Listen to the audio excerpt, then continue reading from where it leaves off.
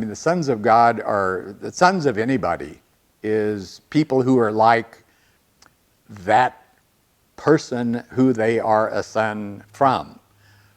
Sons of God are going to be God-like personalities, God-like creatures. The B'nai Elohim it's all throughout the Old Testament. That's the first thing. And so many people think the Old Testament is completely irrelevant because now we have the New Testament, we have the Age of Grace, now we have the covenant, the New Covenant. But the Old Testament is so intricate to what Jesus did. He came to destroy the works of the devil. We don't know from the Bible who these sons of God were, but we know that Jewish authors 2 to 3 centuries before Jesus understood them to be evil figures called watchers who came to destroy the human race. So in Jesus' day at least, this would have been the currency of how this biblical text was understood. The Nephilim were on the earth in those days and afterwards, after the flood.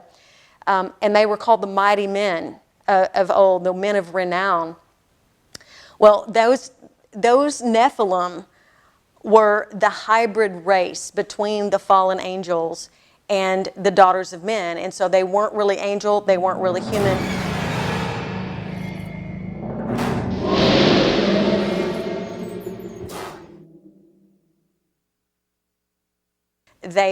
But they are immortal, and so they don't, their spirits don't die. So when God judged the angels, he basically said, you're going to watch your children slaughter each other. I do not believe that necessarily the marriage between the sons of God and the daughters of men created giants. It could have, but I think the more important point was that their intermingling brought about a state of humanity that was very displeasing to God. The Israelites were commanded to go and kill whole entire tribes of people, women, children, animals, because the DNA was tainted. It was all of the trading and the transgressions that went on that came down through the generations. It created hybrid races of people that were very wicked and very evil. Makes the flood make sense.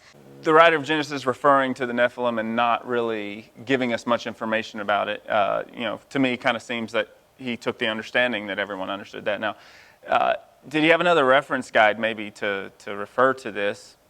I would say maybe, but I'm always kind of the guy who says, yeah, sure, anything's kind of possible. Why not?